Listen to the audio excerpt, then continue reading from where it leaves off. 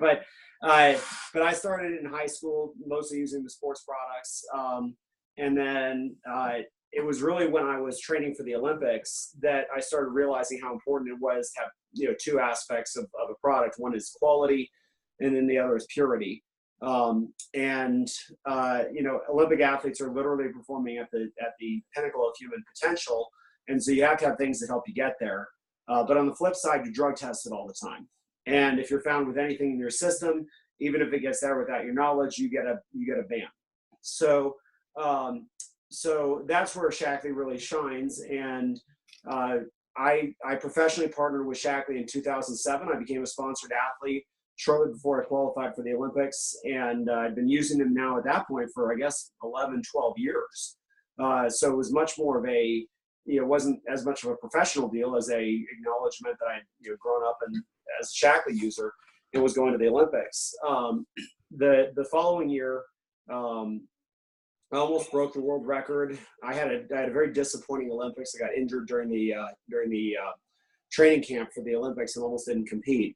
But my sponsorship with Shaklee gave me a unique opportunity to go nuts. I mean, it was like having a shopping cart with everything you didn't have to pay for.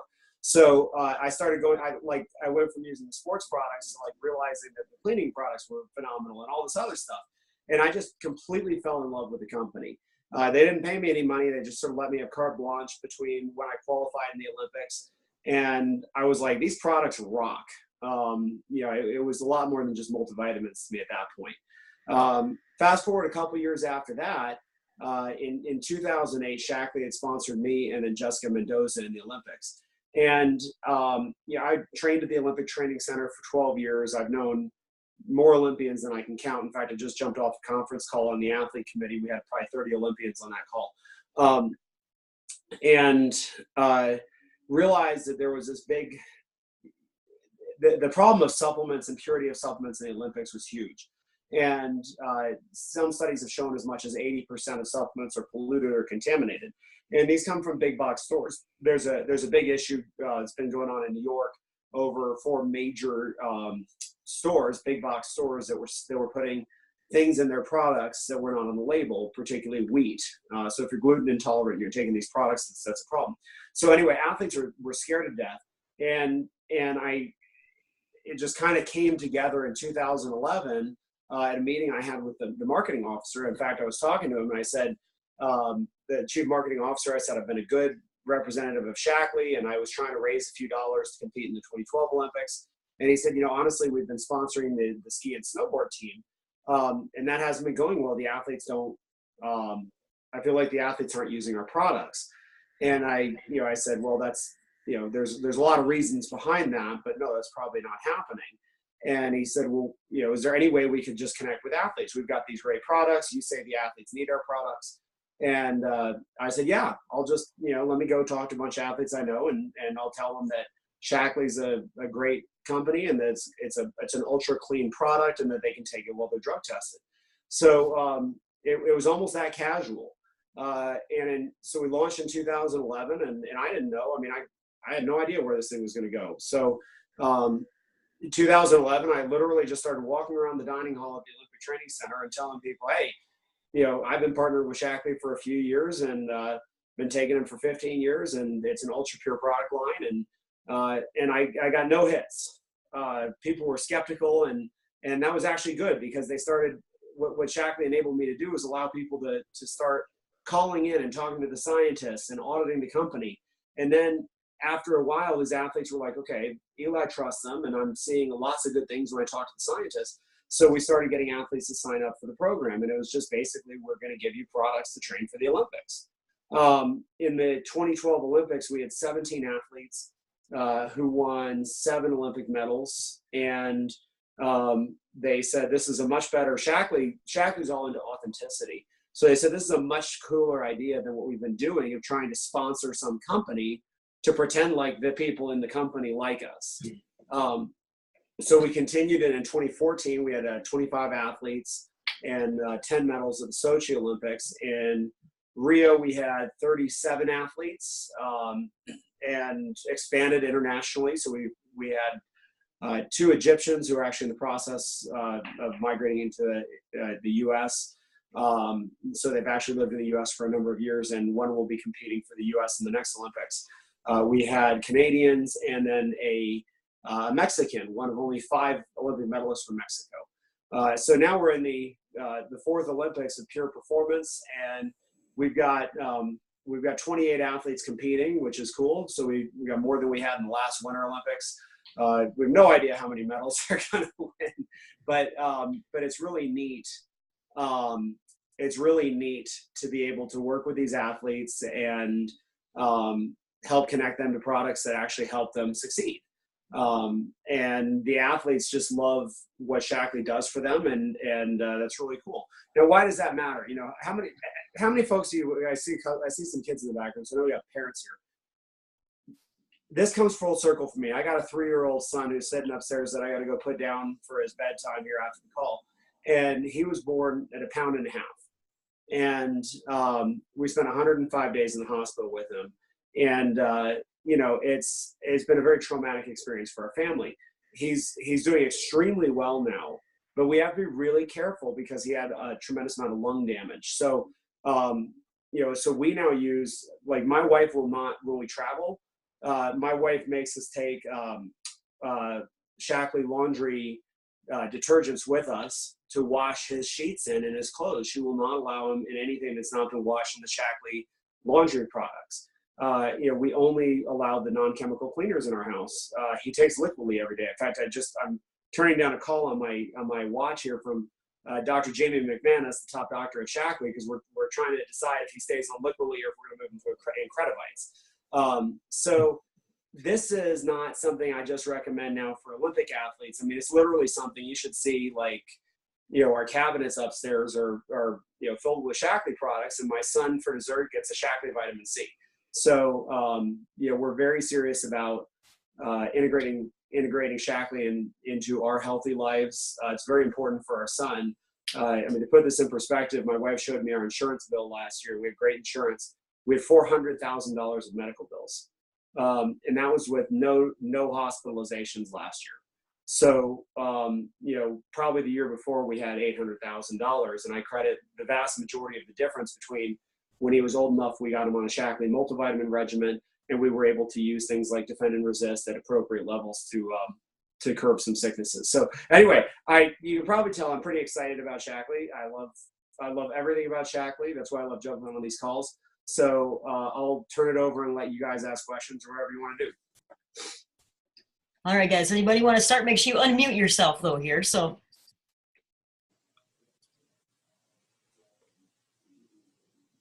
It was that bad, huh? Nobody's got any questions? Come on. Somebody's got a question. Go ahead, Art.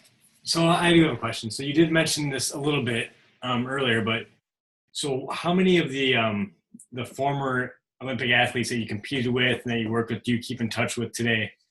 I guess through Shaklee and just on a personal level. You know, it's really interesting. That's a good question, and it's one probably I wish more people would ask. We've got about 105 to 110 Olympians that we actually are currently working with. Now, a lot of those have actually since retired. But what's really cool was when I was talking to, you know, Pure Performance is an Olympic program, but we have to be working with the athletes way beforehand. So part of what we do is we've got great relationships with these athletes over the years now. And so when I was reaching out to athletes ahead of this Olympics, they were like, "Oh yeah, we've heard of Shaklee. It's a great company. Just, you know, we'd love to work with you guys." You know, and so inside the Olympics, we've developed actually a phenomenal reputation, which is making some of our competitors extremely unhappy because other companies have moved in and tried to sponsor the sports, but we have a relationship with the athletes. And, you know, this also goes to the heart and soul of who Shaklee is. They love standing behind, I mean, they'll stand behind their products. They don't screw up on the products. That's a given. They also stand behind their people. And we've had athletes like, I talked last week to Mary Whipple, who was a 2-time gold, 1-time silver medalist rower. And she was glowing about how she'd had a baby in September, and it's a Shaklee baby. And, you know, it's, you know, we have a great relationship with these athletes, and we don't advertise that a lot, but it's really cool when we talk to them. We have another athlete that we're looking at. It's been with us since 2011, and it's just been superb. And top product user, might be taking a conflicting sponsorship that we think we've now worked through, and I can't say who the athlete is, but I was talking to her the other day, and she said, even if I have to give up my Shackley sponsorship, I'm a Shackley customer for life. And that's really cool. I keep in touch with a ton of Olympians. If y'all follow me on Facebook, you've probably seen I'm involved with a little bit of a scandal at the Olympic Committee right now. And it's that's actually what the call I can hear upstairs. I've got it on speakerphone because my wife wanted to listen. Is surrounding some of these issues, and I'm on the athlete committee. So does that sort of thoroughly answer your question about relationships in the Olympics there? For sure, yeah. Thank you. And incidentally, it's super cool. So we give our Olympians concierge service. Okay, so here's what we don't give them. We give them a little bit of a cash bonus. It's actually embarrassingly small. Sort of our thank you present when they qualify for the Olympics. It's virtually nothing. We give them substantial access to the products, which I felt very strongly about. I wanted this to be based on the products and helping athletes out with products. And we do pay the athletes when they go to conference and stuff like that, so they can make money when they do their public events for us. But it's really neat because there's a lot of stories behind the scenes. We have everybody in Shackley knows me. The name that nobody knows is Bill Roy. We actually have another Olympian that works full-time with Shackley, and everybody at headquarters knows him. All 300 people at headquarters know him, and nobody in the field knows him because his entire job, Shackley has a full-time Olympian whose entire job is concierge service to our athletes. So when an athlete is like their favorite product, they forgot to pack their favorite product, and they're going to Taiwan. This happened a couple weeks ago. Bill pulls it from the warehouse and ships it to these athletes. And so that's part of why our athletes have such a strong affinity to us, because we don't advertise that publicly, but our athletes all know it, that they get this incredible white glove concierge treatment from Shackley. That's great. And what's cool about that is that product actually had nothing to do with the athlete's performance. It was a female athlete, and she had run out of youth product. And she was like, I'm not going to feel good at the competition if I don't have my skincare. And Shackley overnighted to Taiwan the skincare products, but that shows that they care. And they, it's not like they went out and put a blog post out about it. This happened behind the scenes. So it's really cool. And I get a front row seat to a lot of that. I remember, I told you we had one Mexican Olympian who was a bronze medalist in my sport, pentathlon. And I was with him and Nathan Scrimshire. Nathan's another athlete who's in my sport. We were at the Olympic Training Center 2 years ago, probably around this time. Ishmael was up here training. And I was coming off of a couple surgeries, so I was just jumping in the pool and rehabbing and flopping around and staying friendly with everybody.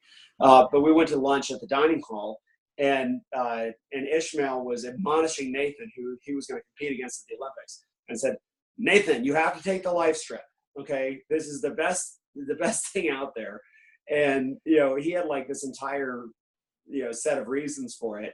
And he was a surprise medalist at the Olympics. Ishmael was, and he credits a lot of that to getting on Shackley products. Living in Mexico, there's a lot of pollutants in the food supply in Mexico, and he actually got a ban in 2010. They proved it was a tainted food supply. A number of athletes had been at I think it was a training camp, and they were fed meat that had hormones in it. And some hormones you can digest and go through. So they eventually got the case, reduced. You can never get a case dismissed. But when they proved that he was not at fault. But then he stopped eating meat, and he just became, paranoid about everything he was eating. And it wasn't until he came into Shackley that he said, okay, now I'm getting my full nutritional balance. And so he gives Shackley full credit for his medal. I have a question. Yes. So when you have an athlete that you talk to that you want to start out on Shackley, what would be your suggestion, or was it typical athlete start with as far as supplementation? Are you talking about athletes in general or Olympic level athletes?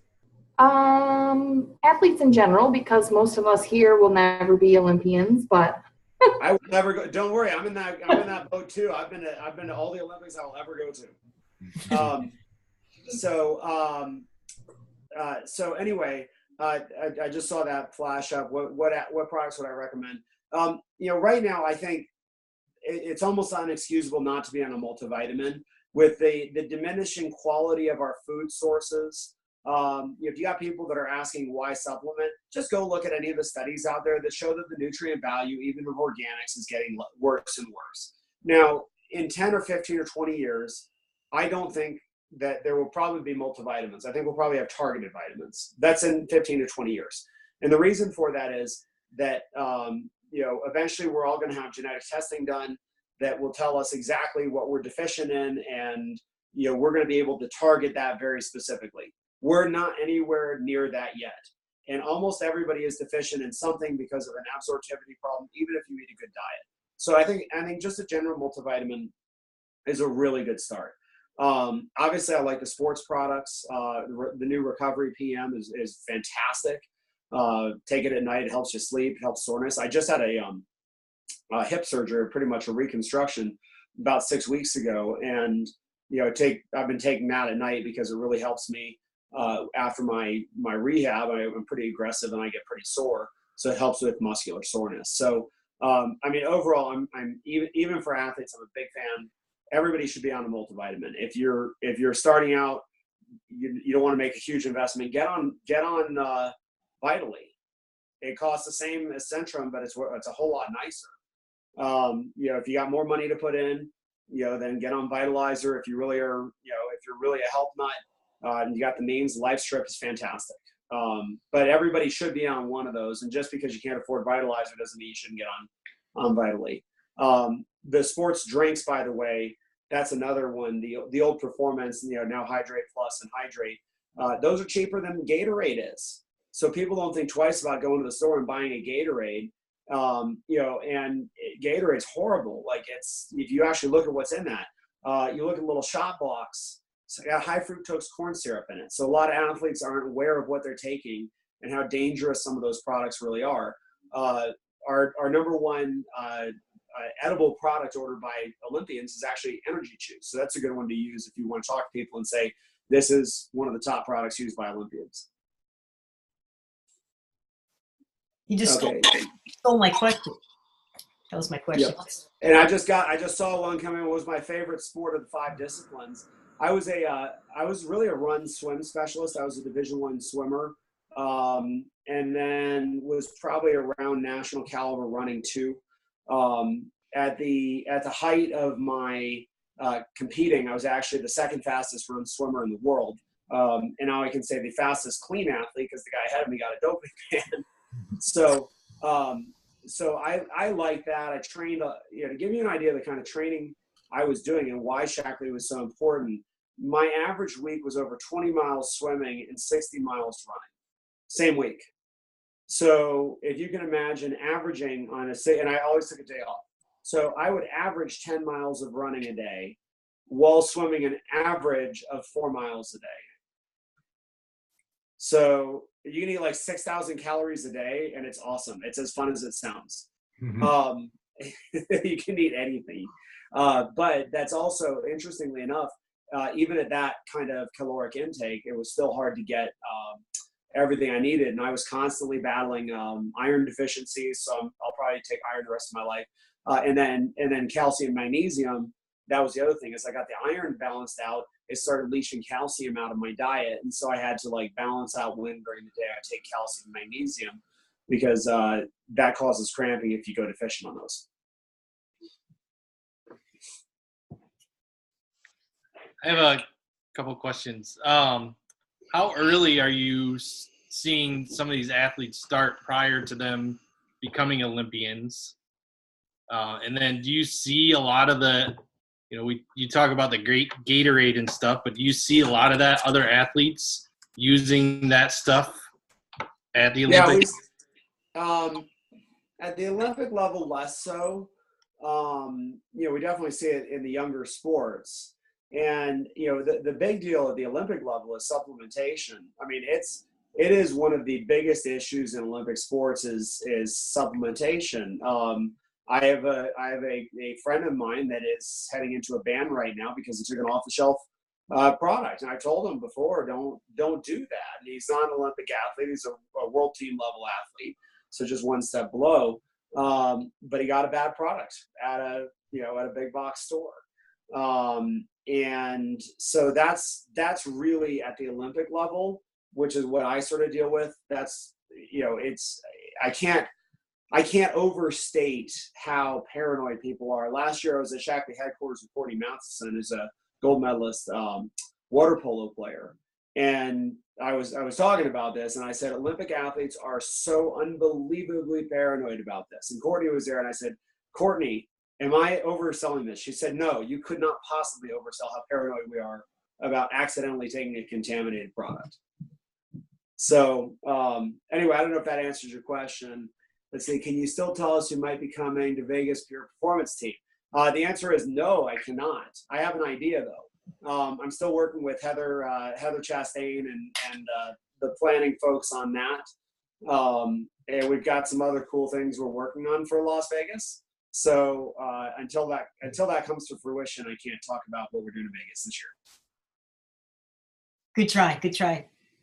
But but to be honest with you, I'm already working on that and some really cool stuff, because every year, like, I feel like I have to outdo myself every year. We try to do something cool. And who was at conference 2 years ago? Yeah. So, I mean, were you there the night that we brought the Olympians out at opening ceremony night? That was awesome. Okay. Yeah. That was really you're cool. muted over there. Yeah. So, I mean, it's kind of hard every year, like, to figure out, like, how to, the first one that we did that was scary as all get out was in Las Vegas in 2012, and we did a live broadcast. And, so every year since then, it's kind of like, Shackley doesn't push me for it, but I take it as a personal challenge. Like, what can we do that's actually cooler every year? So we're already trying to set up something, and if we pull it off, it's actually going to be really, really, really cool. And I can't tell you about it, so sorry. But you don't want to miss it. We won't. Yeah. All right, guys. Any other questions? I have a question. My son sitting next to me here is runs a lot. Used to run about a marathon a day, is backed off now to about 17 miles a day. And when he does run marathons, he usually gets a cramp around mile 18. And I would be just curious to know what you would recommend, because I'm not really familiar with Shackley products. Okay. But what would you recommend as a starting point for him? Well, I recommend not running a marathon every day first. Well, he's not. He's backed off to about 17 miles now. But yeah. No, there's actually, I say that half joking. There's a lot of studies that show now that endurance athletes are not getting longevity. It's a lot of stress on the body. So I do encourage people to look more at the shorter races for lifelong health. That we don't know what the mechanism is, but it's probably long-term inflammation. If you are doing that, which, by the way, so Olympic athletes are in the same boat. One of the things, let's see, have you ever had any reaction not being able to? I just got a question and I kind of miss it. One of the things I'd be concerned about with extreme training like that is you get massive systemic inflammation, and that's one of the concerns that people have, and they think why hyper endurance athletes are dying younger. For that reason, I would strongly, this before we get into the cramping issue, strongly recommend Vivex and Omega Guard. Now, you get those in the life strip, and the reason Vivex is in the life strip is because so many Olympic athletes were taking it.